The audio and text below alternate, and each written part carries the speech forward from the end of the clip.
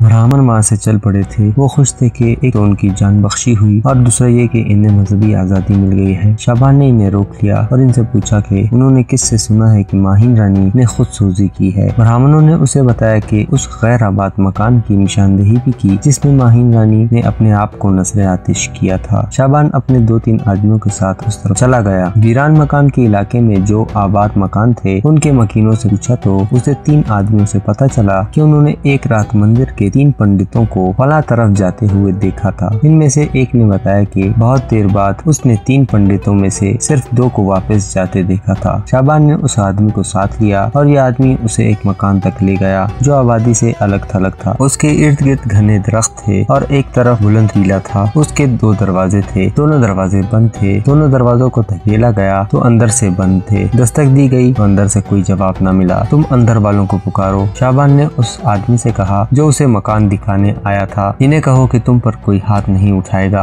और किसी किस्म की सख्ती नहीं की जाएगी। यहाँ कोई नहीं रहता। उस आदमी ने कहा अगर कोई अंदर है तो वो इस मकान का मकीन नहीं, हो सकता है कि कोई यहाँ आकर छुप गया हो, आप दरवाजा तोड़ दें। शाबान ने अपने आदमी को इशारा किया तो उन्होंने एक दरवाजे को तोड़ दिया। फिर शाबान और उसके आदमी तलवारें निकाल कर बड़ी तेजी से अंदर गए। मकान बड़ा ही हैबतनाक था। उसका सहन नहीं था। कमरे ही कमरे थे और तंग सी राहदारियां थी। जलते हुए या जले हुए गोश्त की इस कदर बदबू थी कि सब ने मुंह और नाक पर कपड़ा रख लिया। सबकी आंखों में चुभन भी होने लगी जैसे धुएं से हुआ करती है। राहदारियों में अंधेरा भी था। सुरंग जैसी एक राहदारी के अगले सिरे से दिन की रोशनी आ रही थी। वहाँ तक पहुँचे तो छोटा सा एक सहन आ गया जो इर्द गिर्द दीवारों की वजह से चौकोर कुआं लगता था। वहाँ जली हुई लकड़ियों का एक अंबार था। इनकी राख पर 3 जली हुई लाशें पड़ी थी जो जलकर कोयले की तरह स्याह हो गई थी। चेहरे नहीं पहचाने जाते थे। लाशें फूली हुई थी। चेहरे भी इस तरह फूले हुए थे कि आंखें, नाक और होंठ गायब हो गए थे। किसी कमरे या राहदारी में दौड़ते कदमों की आहटें सुनाई दी। इसके पीछे आदमी दौड़ा दिए गए तो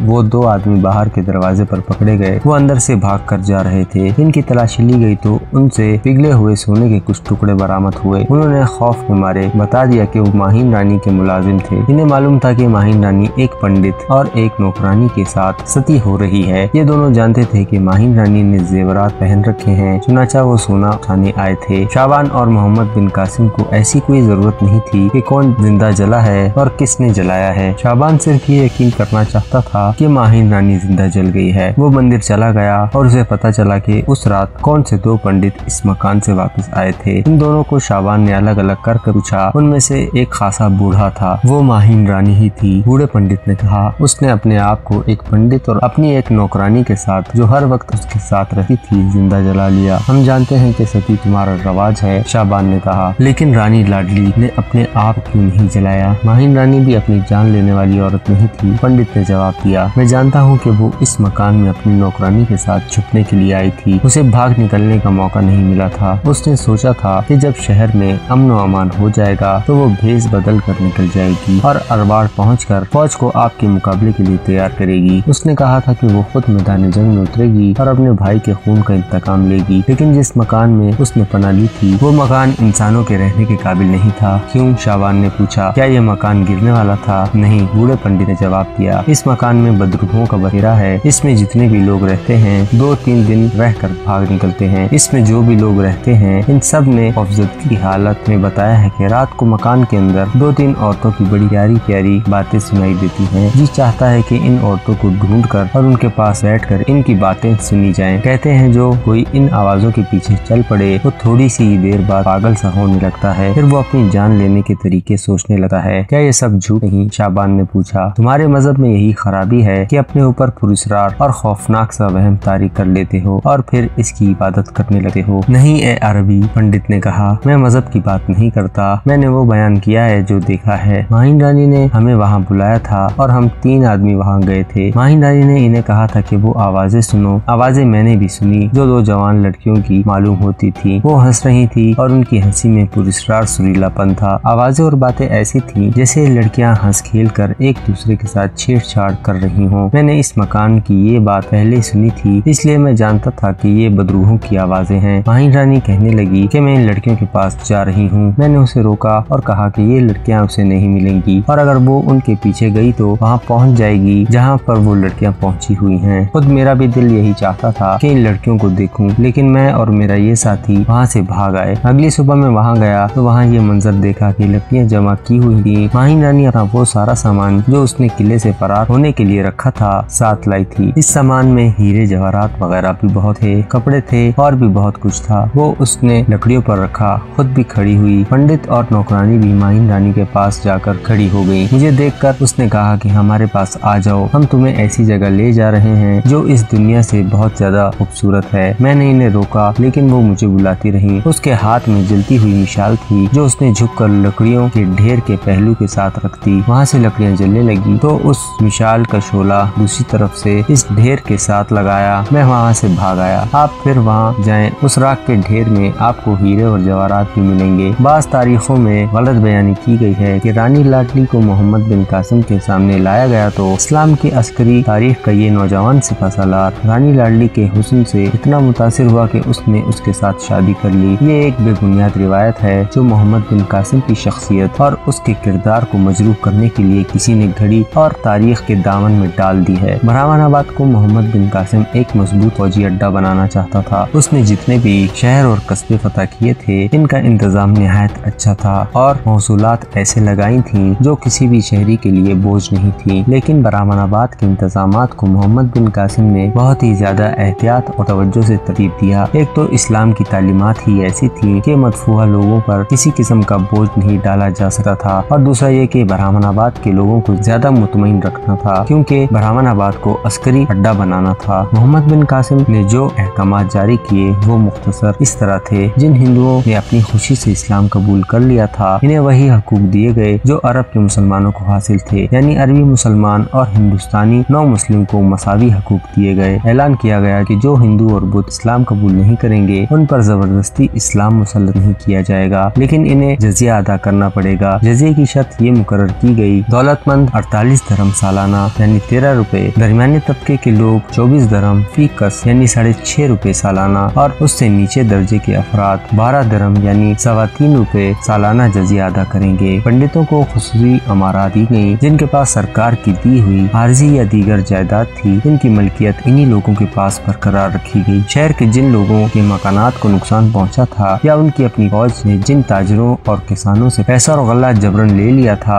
इन्हें नकद मुआवजा दिया गया जिसकी मजबूरा रकम 1,20,000 दरहम थी। शहरी इंतजामात के तमाम बड़े ओहदों पर फाइज बरहमन थे, इन्हें इन्हीं ओहदों पर रहने दिया गया। किले के दरवाजे पर फौज का जो अफसर मुकर्रर थे इन्हें अपने ओहदे पर रहने दिया गया। उस वक्त सिंध में ये रवाज था कि किले के दरवाजों के जिम्मेदार अफसरों के दोनों हाथों और दोनों पैरों में सोने का एक एक कड़ा पड़ा हुआ होता था जिसे बहुत बड़ा एजाज समझा जाता था। किले के बाद अफसर भाग गए थे, उनकी जगह मोहम्मद बिन कासिम ने हिंदू अफसर मुकर्रर किए और इन्हें इनके रिवाज के मुताबिक हाथों और पाँव में सोने के कड़े पहनाए। ओहदेदार मुकर्रर करके मोहम्मद बिन कासिम ने इंतजामिया के तमाम अफसरों को बुलाया। हमने फातेह होते हुए भी तुम्हारी हैसियतें बरकरार रखी हैं। मोहम्मद बिन कासिम ने कहा, क्या हम तुम्हें गुलामी का दर्जा नहीं दे सकते थे? तुमने हमारे हाथों ऐसी शिकस्त खाई है कि तुम उठने के काबिल नहीं रहे, लेकिन हमने तुम्हें गुलाम नहीं बनाया। मैं तुमसे ये बात इसलिए कर रहा हूँ कि शहर के लोगों को रियाया और गुलाम न समझना, इनसे जजिया वसूल करो जो मैंने आयत किया है। अगर कोई शख्स जजिया अदा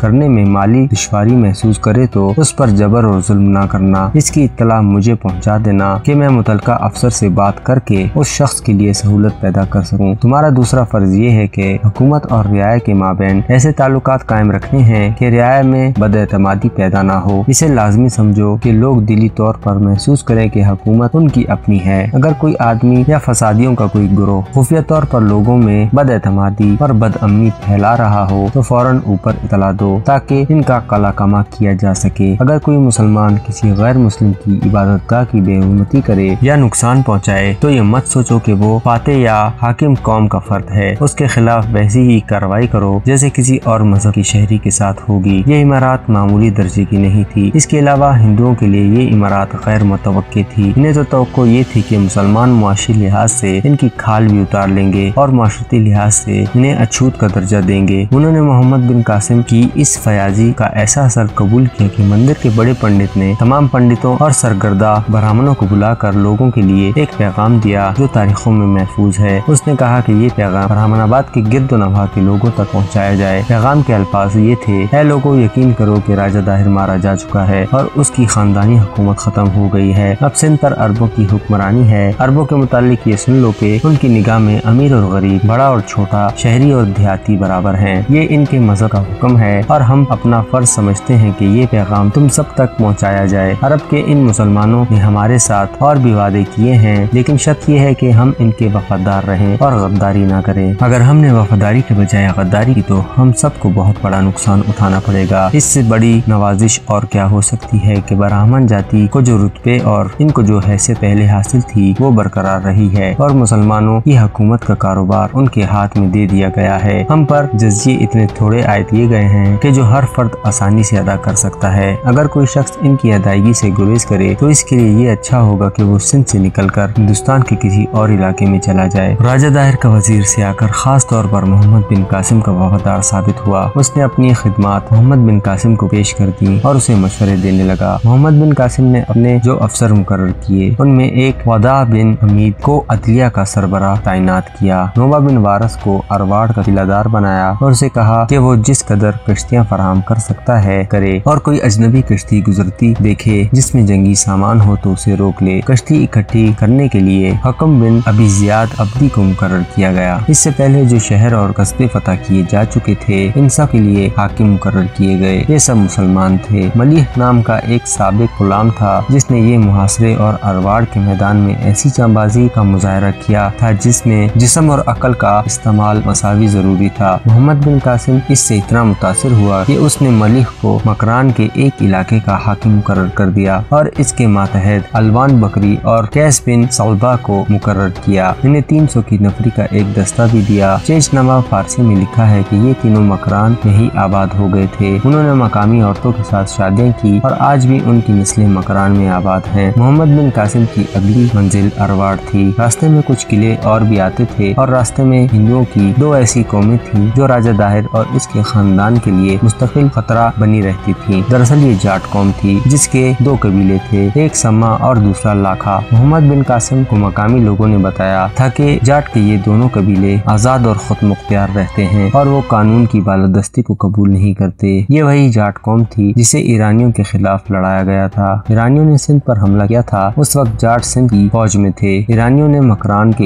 इलाके पर कब्जा कर लिया था और हजारों जाटों को जंगी कैदी बनाकर ईरान पहुंचा दिया था। इन जाटों को गुलामों जैसी हैसियत दी गई थी, लेकिन जाटों की किस्मत इस तरह जाग उठी कि खालिद बिन वलीद रज़ियल्लाहु ताला अन्हु ने ईरानियों को पै दर पे शिकस्तें दी तो ईरानियों की वो हैबतनाक जंगी कुव्वत जिसकी दहशत दूर दूर तक फैली हुई थी रेजा रेजा होकर बिखरने लगी और ईरान की सल्तनत जो वसीउल अरीज थी तो करने लगी। इस गर्दोगो सूरत हाल में ईरानियों ने सिंध के हिंदू जाटों को गुलामी की हैसियत से निकाल कर फौज में भर्ती कर लिया और इन्हें वही हुकूक और वही अमारात दी जो ईरान की फौज को हासिल थी। जाटों ने ईरान की फौज में शामिल होकर एक ऐसी मिसाल कायम की जो कोई और कौम नहीं कर सकी। वो ये थी कि 15-20 जाट अपने आप को एक लंबी जंजीर से बांध लेते थे और फिर दुश्मन के मुकाबले में आते थे। इस तरह वो अपने किसी साथी के भागने के इम्कानात खत्म कर देते थे। इस जंग को जंग सलासल कहा जाता था। इसे जाटों की जंजीरों की वजह से ही जंजीरों की जंग यानी जंग सलासल कहा जाता था। 2-3 तारीख नवीसों ने ये भी लिखा है कि सिंध के उस वक्त के राजा ने ईरानियों के साथ एक माहदे के तहत इन्हें मुसलमान यानी खालिद बिन वलीद रज़ियल्लाहु ताला अन्हु के खिलाफ लड़ने के लिए कई हजार जाट भेजे थे। ये तहरीर गैर मुस्तनद है। बेशतर मौरिखों ने लिखा है कि ये जाट जंगी कैदी थे। अलबत्ता ये सही है कि सिंध के राजा ने मुसलमानों का मुकाबला करने के लिए ईरानियों को हाथी दिए थे। जंग कादसिया में ईरानियों ने जो हाथी मैदान जंग में लड़ाए थे वो सिंध के उस वक्त के राजा के भेजे हुए हाथी थे। मोहम्मद बिन कासिम को जब इन जाटों के मुताबिक तफसीलात मालूम हुई तो उसने सियाकर को बुलाया और उससे पूछा कि ये जाट कौम कैसी है। ये लोग जंगली और वहशी हैं। सियाकर ने कहा इनके दो कबीले हैं, एक को समहा और दूसरे को लाखा कहते हैं। दोनों कबीलों में इत्तेहाद और इत्तेफाक है और ये लोग किसी की हुक्मरानी कबूल नहीं करते। तुम लोग इनके साथ क्या सलूक करते थे? मोहम्मद बिन कासिम ने पूछा क्या राजा दाहिर या उसके बाप दादा ने इन दोनों कबीलों के साथ कोई मुआहदा कर रखा था या उनकी तरफ से उन पर कोई जबर होता था? जबर होता था, मुआहदा कोई नहीं था। सियाकर ने जवाब दिया इन्हें रेशमी या मखमल या कोई और कीमती कपड़ा पहनने की इजाजत नहीं थी। इनके लिए हुक्म था कि नंगे सर और नंगे पाँव रहा करें। ये एक मोटी चादर या कंबल अपने जिस्म के साथ लपेट कर रखते थे, यही इनका लिबास था। इनके सरदारों को भी घोड़े पर बैठने की इजाजत नहीं थी। अगर सरकारी तौर पर इनमें से किसी को घोड़े की सवारी की इजाजत मिल जाती तो घोड़े पर जीन डालने की इजाजत नहीं थी। वो घोड़े की पीठ پر کمبل ڈال کر سوار ہو سکتا تھا۔ ان کے لیے ایک حکم یہ بھی تھا کہ ان میں سے کوئی بھی اپنے علاقے سے باہر نکلے اور کسی بھی شہر جائے تو اس کے ساتھ کسی بھی قسم کا ایک کتا ہونا چاہیے۔ کتا ایک نشانی ہوتا تھا کہ یہ شخص جاٹ ہے۔ کبھی تم نے اپنے راجا کو یہ مشورہ نہیں دیا کہ ان لوگوں کے ساتھ پیار اور محبت والا حربہ استعمال کرے؟ محمد بن قاسم نے کہا، یہ لوگ اگر ایرانیوں کے لیے جان کی بازی لڑا کر لڑ سکتے تھے تو یہ تو تمہارے راجا کے لیے بھی ایسی ہی وفاداری سے لڑ سکتے تھے، لیکن یہ لوگ انسانیت کی حدود سے بہت دور نکل گئے ہیں۔ سیاکر نے کہا، ان لوگوں کا پیشہ لوٹ مار بن چکا ہے۔ دیبل کے باشندوں کو انہوں نے بہت لوٹا ہے۔ ان کے علاقے کے قریب سے کوئی قافلہ خیریت سے نہیں گزر سکتا۔ راجا چیچ کے وقتوں سے ان لوگوں کے لیے یہ سزا مقرر ہے کہ ان میں سے کوئی بھی راہزنی یا ڈاکے میں یا کسی اور سنگین جرم میں پکڑا جاتا تو نہ صرف اسے بلکہ اس کے تمام گھر کے افراد کو زندہ جلا دیا جاتا تھا۔ انہیں لگام ڈال کر رکھنا بہت ہی مشکل کام ہے۔ محمد بن قاسم نے یہ رودات سنی تو خاموش ہو گیا۔